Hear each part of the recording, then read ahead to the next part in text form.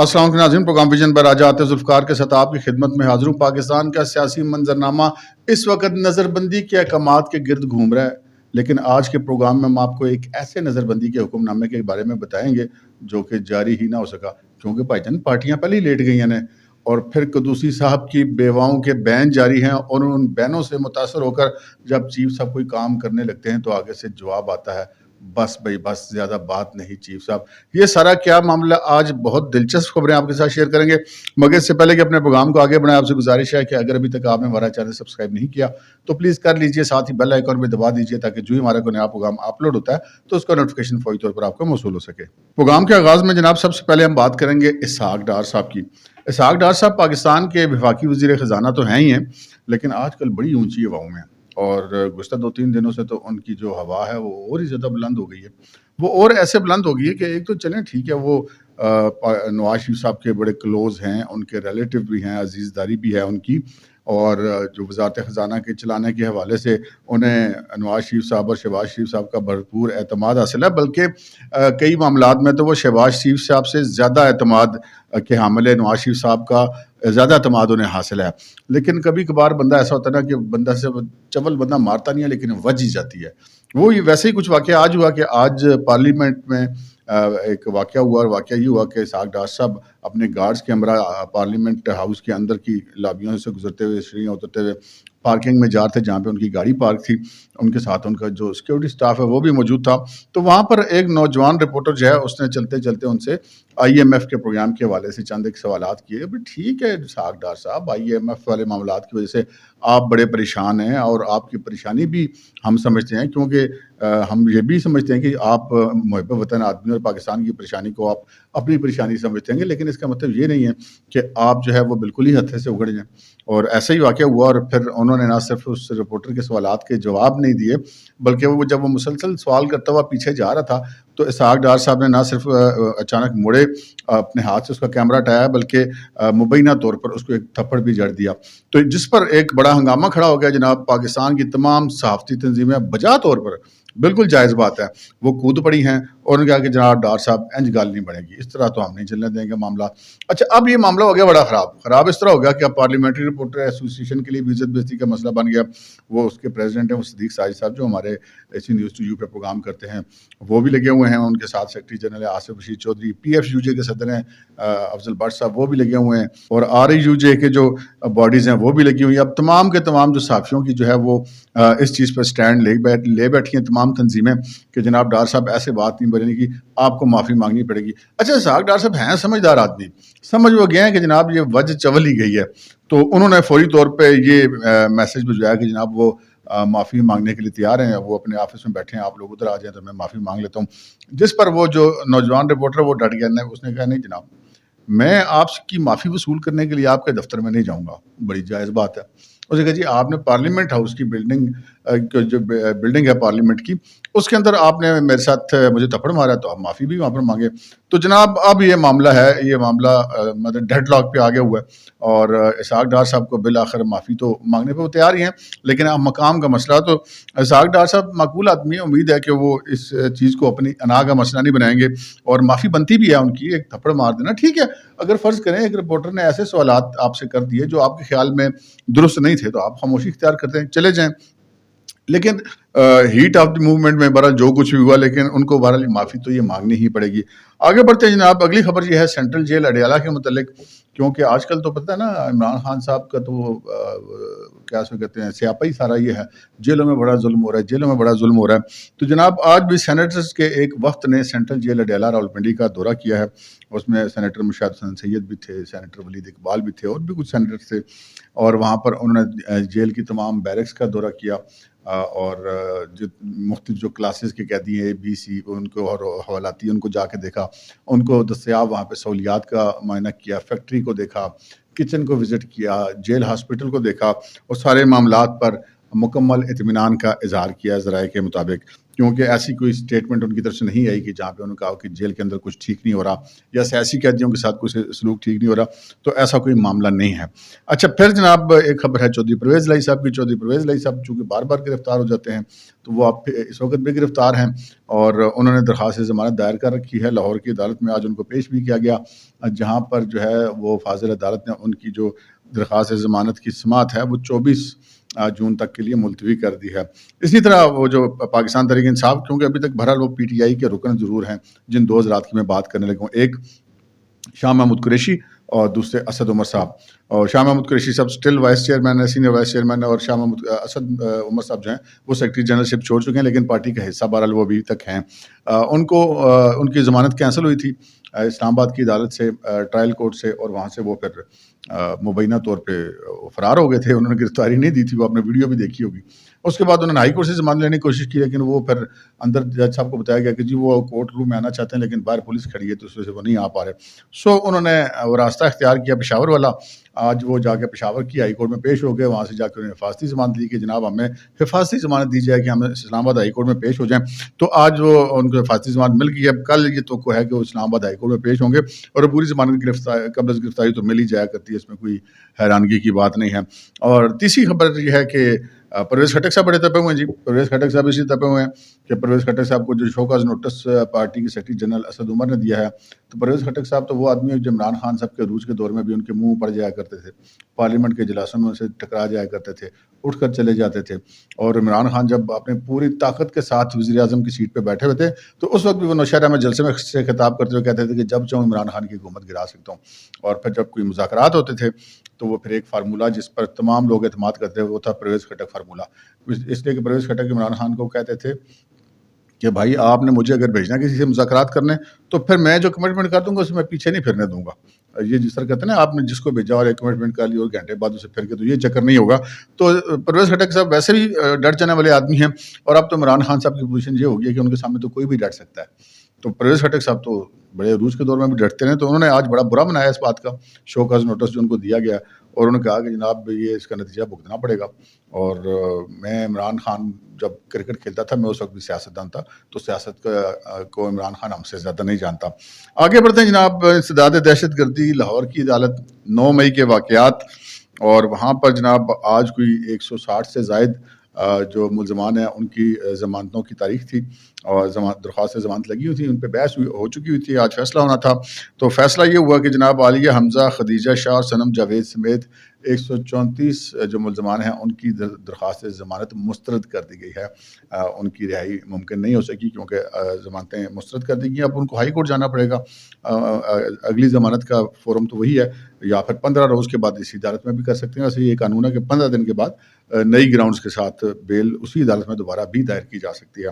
جبکہ 30 سے زائد جو ملزمان ہیں ان کی جو ہے وہ ضمانت جو ہے وہ منظور کر لی گئی ہے، اور وہ اب اگر تو عبوری ضمانت تھی تو وہ کنفرم ہو گیا، جو لوگ گرفتار ہیں تو وہ اس میں رہا ہو جائیں گے۔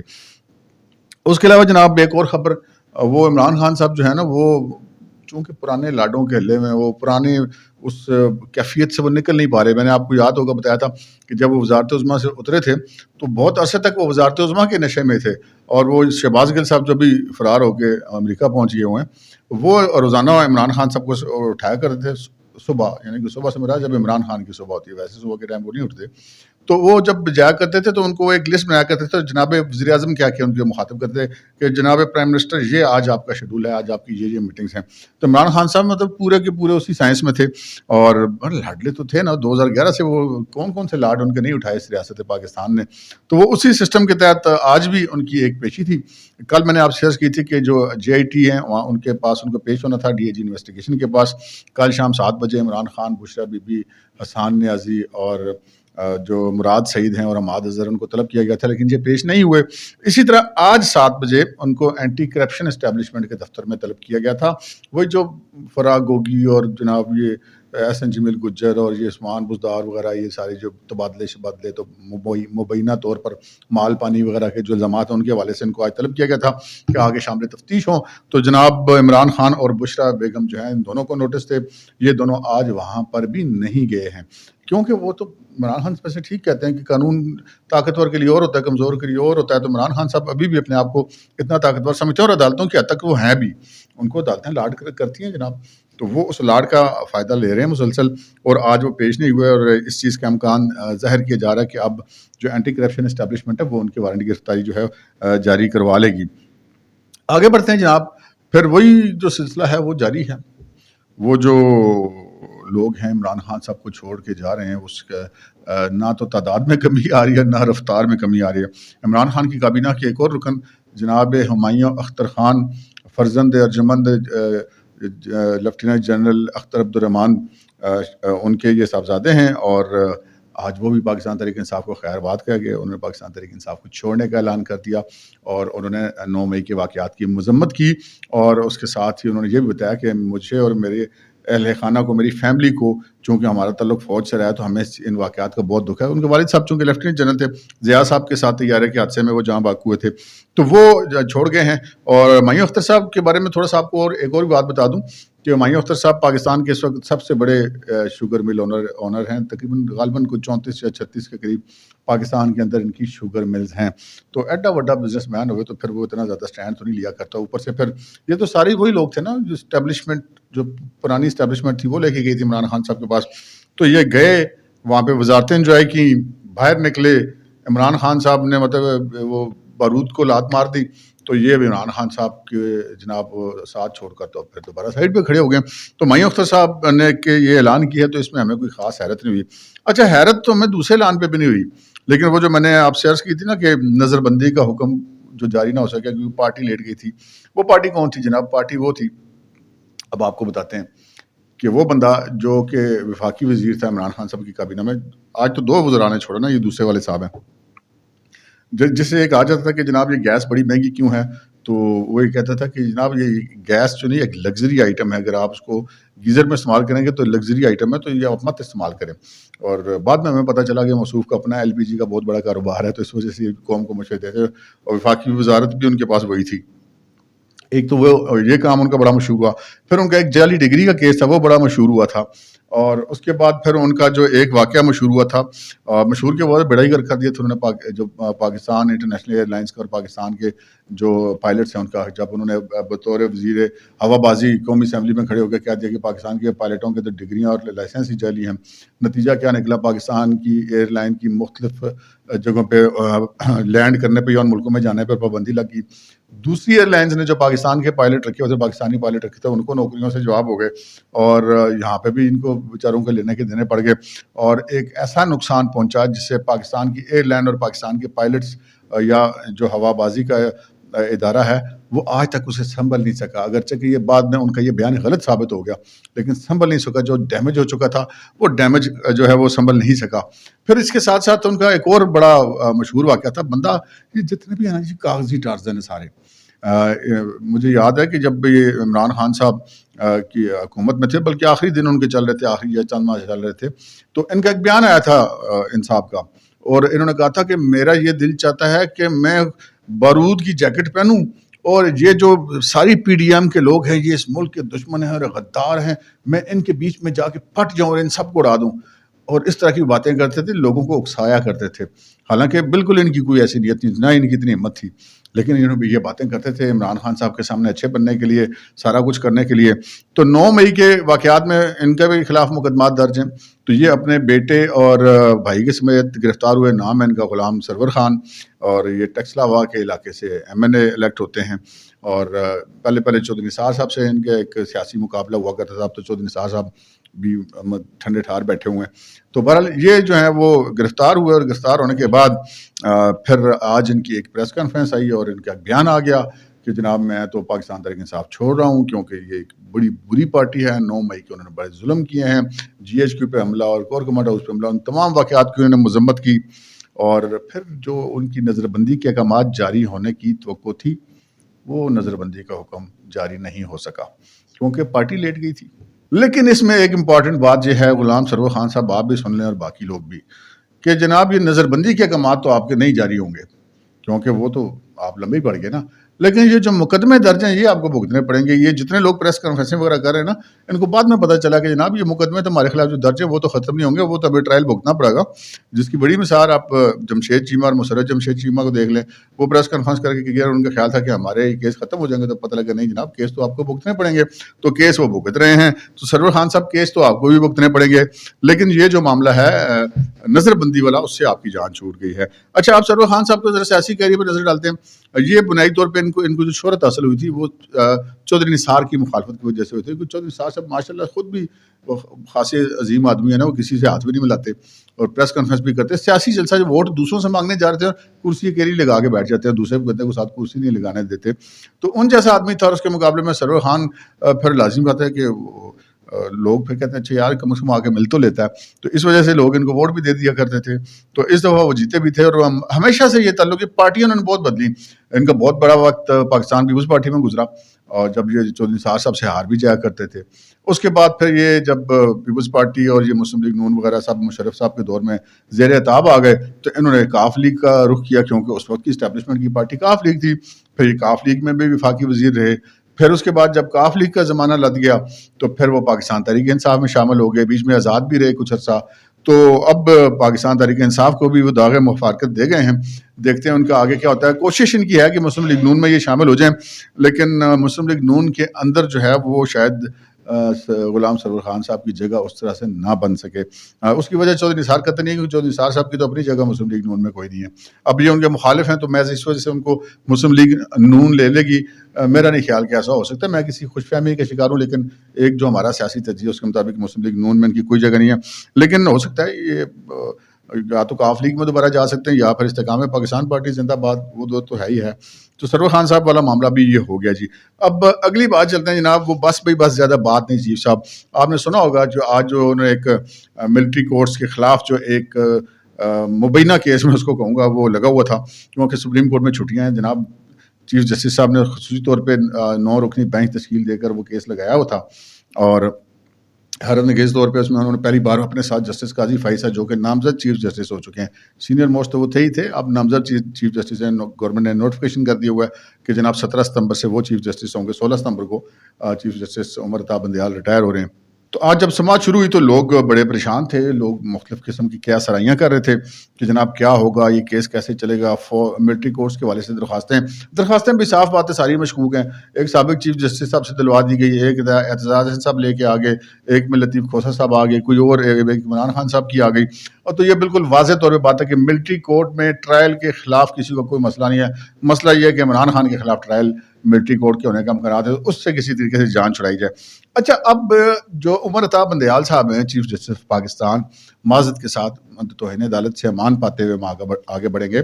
بالکل ایک سے کہتے ہیں کہ وہ اب تو کوئی چیز ہے نہیں, برہنہ ان کی محبت ہے اور عقیدت ہے عمران خان صاحب کے ساتھ, اور بھی ان کے جو ساتھی ہم خیال ہیں ان کی بھی ہے. آڈیوز آ چکی ہوئی ہیں, ویڈیوز آ چکی ہوئی ہیں, اور جو ان کے ایکٹیو بطور جج عدالت میں بیٹھ کے وہ چیخ کر کے آ رہے ہیں. وہ 25 مئی 2022 والا جو لانگ مارچ تھا, اس میں عمران خان صاحب نے جو کچھ کیا اور عدالت کے احکامات کی جس طرح انہوں نے بردہ بنا کے رکھ دیا, اور ان کا نہیں دل کر رہا تھا ان کو نوٹس دینے کے, تو انہیں عدالت کا ذات داخلہ درخواست سے گئی, جناب آپ کے حکم پر ہم نے رستے کھولے تھے اور اب انہوں نے اسلام آباد کو آگ لگا دی ہے. تو جناب کچھ نہیں, کوئی کاروائی نہیں کی. انہوں نے عمران خان کو نوٹس تک دینا نہیں پسند کیا.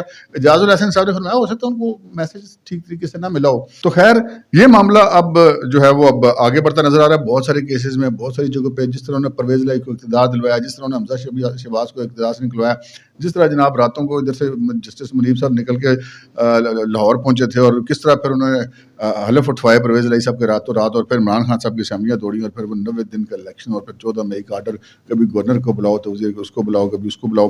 تو جو کچھ بھی قانون عمران خان صاحب کے حق میں استعمال ہو سکتا تھا وہ انہوں نے کیا, اور جو ان کو بچانے کے لیے استعمال ہو سکتا تھا, وہ ان کو سزا دلا سکتا تھا, اس کو سے عمران خان کو مکمل طور پہ بچایا. اور پھر یہ ایک بڑی بالکل اوپن سیکرٹ ہے کہ یہ پوری ایک نیچے سے لے کر اوپر تک چیف جسٹس ایک چین ہے جو کہ عمران خان کو پروٹیکٹ کرتی ہے.